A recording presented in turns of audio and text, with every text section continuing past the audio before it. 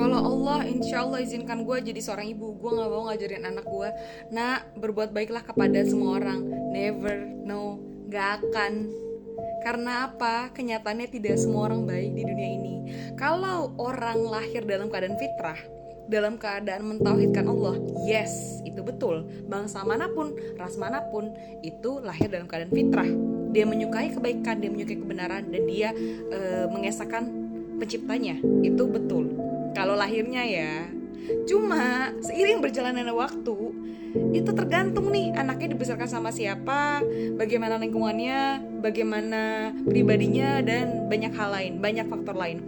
Maka gue ingin mengajarkan, dan ini gue udah terapkan juga ke orang lain gitu, ke murid gue juga ada gitu. Intinya berbuat baik ya, berbuat baik itu lillahi ta'ala aja nak, satu. Kedua, sesuai dengan contoh Rasul Muhammad SAW kayak gitu ya gitu. Dan diniatkan udah untuk Allah aja gitu. Jadi nggak kecewa. Bukan tugas kamu nak untuk mengharapkan kebaikan dari orang yang kamu tanamkan kebaikan. That's not your job. That's not your duty. Tugas kamu, tugas kita sebagai manusia adalah melakukan apa yang Allah senangi. Dan realitanya manusia itu macem-macem. Ada pedofilia, orang yang seneng sama anak-anak. Fitrahnya kita itu seneng sayang sama anak-anak, kasihan, atau kayak ingin melindungi gitu ya, ingin merawat. Tapi unfortunately malah ada yang nafsu ngeliat anak-anak gitu ya. Ada juga yang pengen jahatin, pengen nyulik, macem-macem. Jadi edukasi anak itu untuk bisa lebih tangguh gitu. Dan juga dari beberapa informasi sebatas pengetahuan gue ya, tentu saja ini terbuka untuk diskusi, tapi sebatas pengetahuan gue karena gue suka karena gue sebagai pendidik juga, dan gue juga kayak suka cari ilmu gitu soal parenting, edukasi dan sebagainya. Intinya adalah salah satu standar untuk anak itu bisa apa ya, bisa tangguh ya gitu, atau bisa survive itu adalah pertama adalah grit atau ketangguhan. Itu yang penting banget gitu. Bahkan gue juga pernah dapat ilmu parenting dari ada dia dari Amerika ya, narasumbernya gitu. Dan dia sampaikan bahwa ternyata kunci yang bikin anak sukses itu adalah ketahanan. Jadi dan kemarin menarik banget, gue sempat hadir di diskusi bedah buku tentang kaya selesai dengan diri sendiri, dan di situ ada statement dan juga ada pertanyaan, bukan statement tapi pertanyaan, bagaimana dengan murid saya yang intinya dia kayak, oh yaudah deh bu, saya segini aja prestasinya, saya udah cukup kok, saya udah puas dengan segini. Dan guru itu bingung kayak, apakah murid saya ini termasuk menyerah dengan dirinya sendiri, atau dia memang sudah kenal dirinya gitu, jadi dia sudah merasa cukup.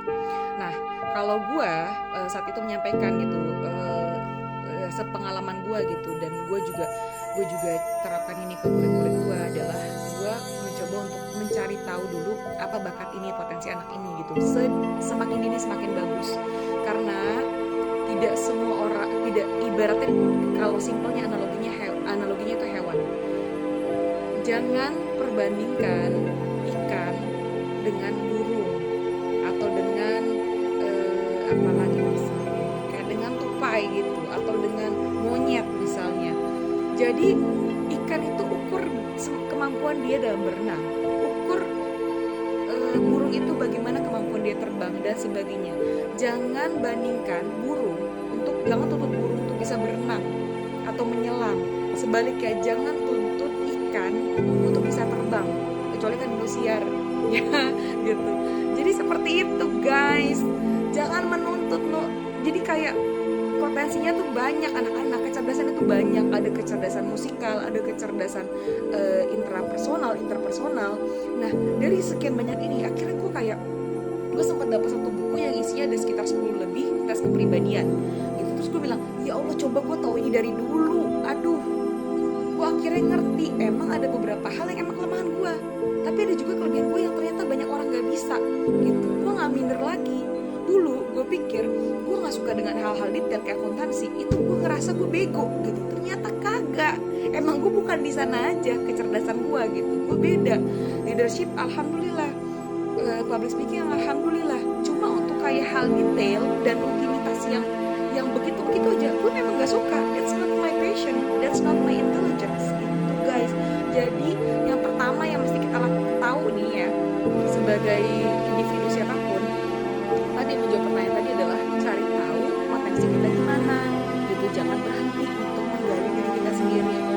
Kita pasti Allah kasih dengan plus minusnya gitu.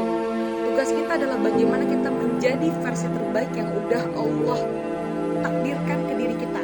Kita nggak bisa milih nih, kayak kodok ya, itu kan kayak kehendak Allah, nggak bisa kita rubah. Contoh orang tua seperti apa, takdirnya broken home, ya udah terjadi. Kodenya ke broken home, orang tua gue udah cerai nih dari gue kecil, ya itu kan lo nggak bisa rubah kan. Atau mungkin kayak orang tua gue begini ya, atau mungkin ada pengalaman pahit yang kita nggak punya peran untuk memilih di sana. Ya itu memang kita tidak bisa rubah. Sakit nggak? Iya pasti ada yang merasakan sakit. Luka, ada yang merasakan luka. Cuma adalah masa depan itu masih putih dan masih suci. Kita punya pilihan-pilihan, kita mau seperti apa gitu. Jadi yang pertama banget menurut gue sih harus kasih potensi sih gitu. Itu banyak kok yang gratis, itu coba-coba aja dulu, terus dicatat di satu buku kalau bisa yang sama, atau di Google Drive gitu. Jadi atau pokoknya di backup semua informasi tentang diri kita. Kita explore dulu nih, golongan darah kita apa, kesukaan kita apa. Tulis 10 hal yang gue suka, tulis 10 hal yang gak gue suka, tulis 10 hal yang kayaknya orang pernah muji gue di situ deh. Misal kayak lu kok bagus sih ngomongnya, atau lu kok bagus sih kalau misalnya kayak selera seni lu tuh bagus deh, atau mungkin kayak lu kok pinter sih ngedengerin orang. Even ngedengerin orang itu adalah sebuah kecerdasan. Even kita bisa hobi kritik nih, so hobi julid itu bisa jadi sebuah kecerdasan gitu guys. Jadi ya seperti itu. Jadi gue sangat akhirnya gue paham ternyata orang tuh harus tahu ya potensi diri dia. Makanya kalau ada yang bilang quotes siapa yang mengenal dirinya maka dia mengenal Tuhannya, gue setuju. Karena saat dia tahu diri dia, kalau ini pemahaman gue ya, yang gue rasakan gitu, yang gue pahami, kita tahu diri kita, kekurangan kita, kelebihan kita jadi tahu, oh ternyata ini loh yang Allah maksudkan untuk nyiptain saya harus jadi versi terbaik ini. Sebagaimana sahabat Rasul Sallallahu Alaihi Wasallam, ada yang pemalu dan santun sekali sebagaimana Utsman bin Affan. Ada juga yang tegas, pemberani, strong seperti Umar bin Khattab. Ada juga yang cerdas luar biasa, terus juga kayak kuat banget sebagaimana Ali bin Abi Thalib. Ada juga yang bijaksana, wise, sangat rendah hati sebagaimana Abu Bakar radhiyallahu anhu gitu. Semuanya radhiyallahu anhum ya gitu.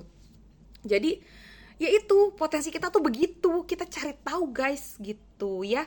Jadi tidak balik lagi ke awal, gue nggak mau ngajarin orang untuk semua orang baik, semua orang buruk, enggak. Lu harus tahu diri lu, kelemahan lu apa, kelebihan lu apa, terus lu bisa screening, belajar tuh ada ilmunya. Bahkan ada ilmu yang bisa ngeliat muka orang tuh kita udah tahu karakternya gitu. Itu ada ilmunya dan belajar gitu. Screening kira-kira ini orang apa ya maksudnya gitu. Dan harus kalau gue pernah denger ya dari salah satu ustadz, dan gue setuju banget sama ini, dan ini susah. Jadi adalah standar pendidikan dalam Islam itu adalah, ini yang gue denger ya, yang gue tahu ya, boleh diskusi gitu, adalah saat anak itu saat sudah balik, yang laki-laki itu mimpi basah, yang perempuan itu haid, dia sudah siap menikah. Dalam artian berarti dia sudah punya kecerdasan emosional, dia punya kematangan finansial, dia punya skill, dia punya dia punya kemampuan untuk bertahan hidup, dan beberapa kecerdasan dan skill lainnya yang dibutuhkan untuk pernikahan. Dan itu standarnya tinggi banget. Dan adakah tercapai itu? Bisa di era sahabat Rasulullah SAW. Jangankan gitu, di era orang tua yang kelahiran desa 50-an, 40-an, 60-an, itu ada kok yang usia balik bisa kayak gitu, bisa nyari duit, udah dewasa, mentalnya bagus. Ya sekarang aja kita memang rada menurun ya, kebanyakan ya, nggak semua, cuma kebanyakan rada menurun gitu untuk kualitas. Jadi kayak kalau sekarang gue juga pernah dengar gitu dari beberapa orang yang intinya adalah sekarang ini adalah kebanyakan anak-anak atau remaja itu matang secara seksual, dalam artian kayak nafsunya tinggi, tapi unfortunately tidak diiringi, tidak sebanding dengan kemampuan diri dia untuk kayak kemampuan dia untuk memanage diri dia gitu, untuk dewasa berpikirnya, untuk bisa bertanggung jawab dan lain sebagainya. Jadi itu balik ke poin yang pertama adalah gue gak mau mengajarkan anak gue bahwa semua orang itu baik, tidak, tapi lakukan sebagaimana porsinya dan juga niatkan lillahi ta'ala gitu. Thank you.